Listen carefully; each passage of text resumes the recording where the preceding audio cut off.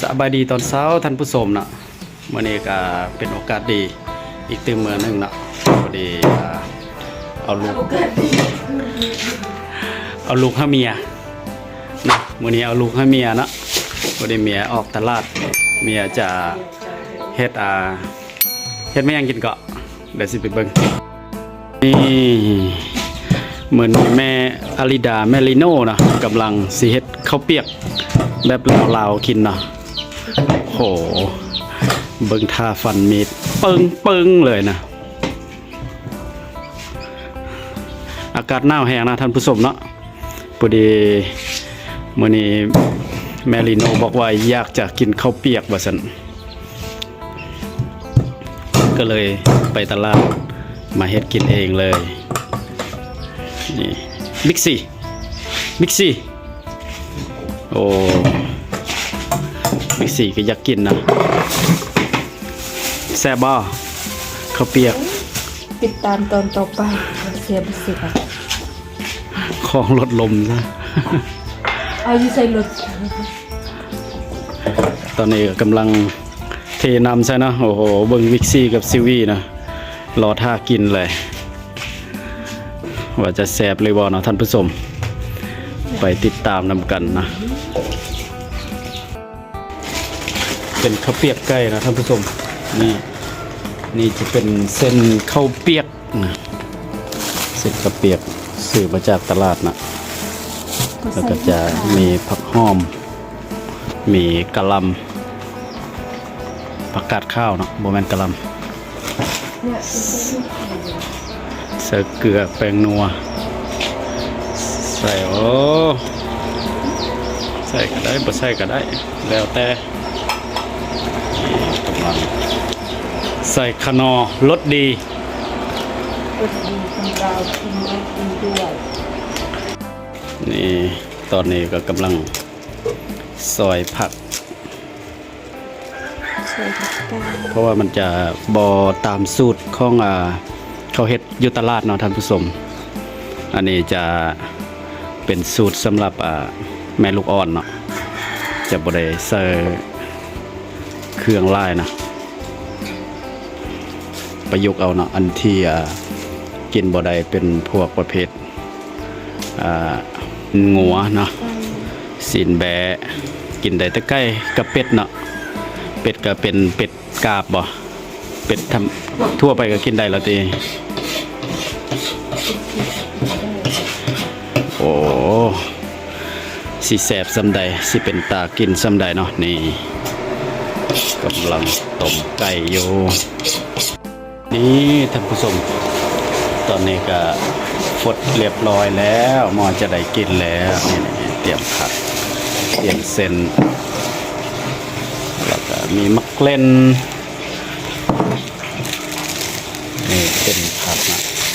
เบิกซีมือคนเฮ็ดหน้าบ่หน้าแห้งเ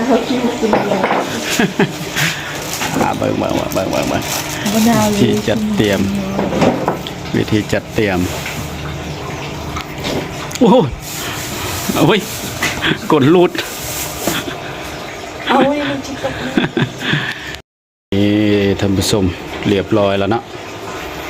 อันนี้จะเป็นเส้นข้าวเปียกใส่เติมเอาเติมอ่าสักกินคุณสักเอาอันนี้กินกันเนาะโอเคนี่เบิกเส้นข้าวเปียกเลยน่าแซ่บขนาดเลยนี่ผู้นี้ก็อยากกินเลยอ่องแองนี่อยากกินบ่ฮะอยากกินบ่เจนนี่เบิ่งไอรีโน่นี่โอ้ยอายโยอ้อยโยน่าแห้งนะใส่มักเล่น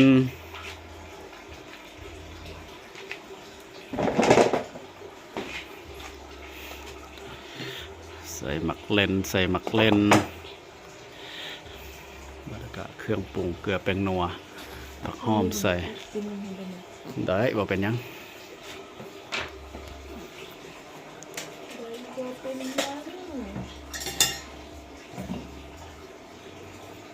ใส่ ส่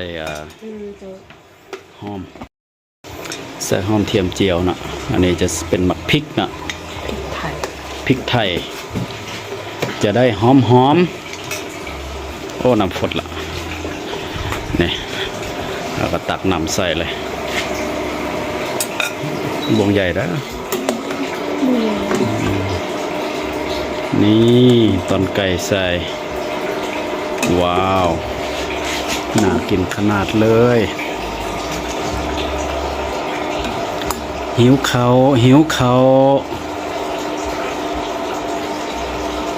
ละนี่ท่านผู้ชมว้าวน่ากินขนาดเลยฮ้อนเราจะมาปรุงนะท่านผู้ชมนะเผ็ด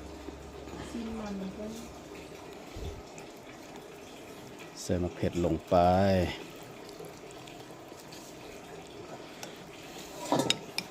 เอาหอมใส่เอาสะระแหน่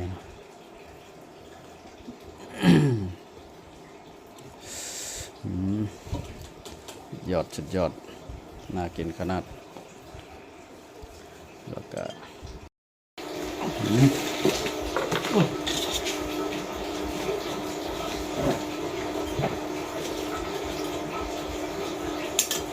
เห็นมึงดูสิมึงดูอร่อยไหมแซ่บบ่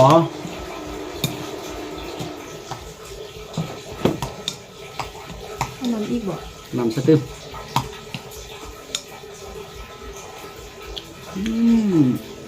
แซ่บใส่น้ำตาลเหรอ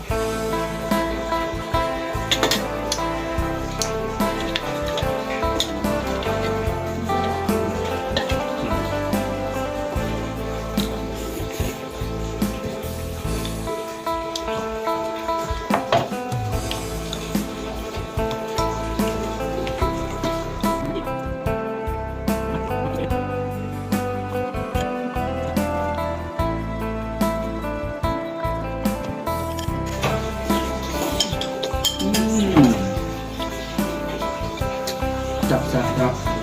พี่น้องนี่เนาะน้ำผสมน่ากินขนาดเลย คนเห็ดมีวานากิน คนเห็ดมีวานากินขนาดเลย เฟอร์น่ากินคนเฮ็ดบ่น่ากิน เอา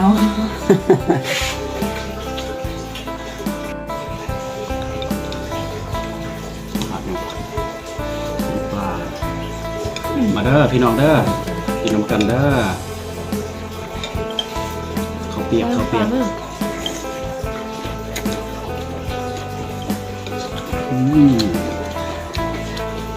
อร่อย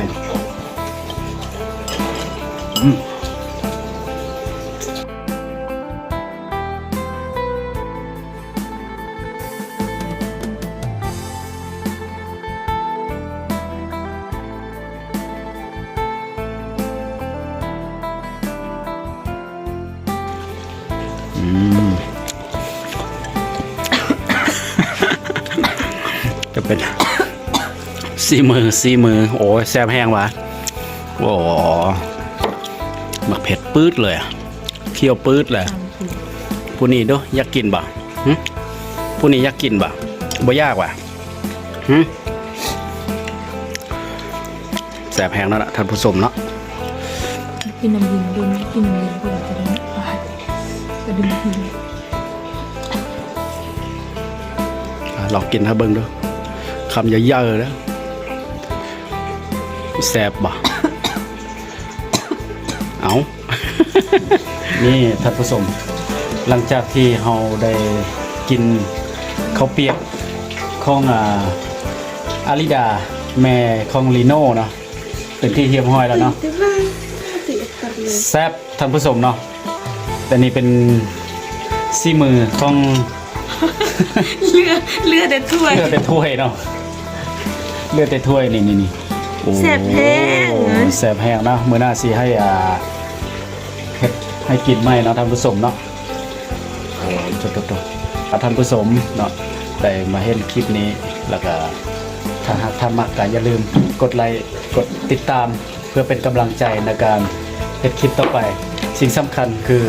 อย่าข้ามโฆษณาเด้อเพราะว่าตอนนี้สร้างรายได้หลายแล้วถ้าข้ามโฆษณาเนาะให้ท่านFC หรือว่าท่านผู้ชมท่านอย่ากดข้ามโฆษณาให้ทางดอกไฟลาวเพื่อเป็นกำลังใจอ่ะจบคลิป เบิ่งโฆษณา เบิ่งโฆษณาให้จบเนาะท่านผู้ชมเนาะอ่ะบ๊ายบายขอบใจ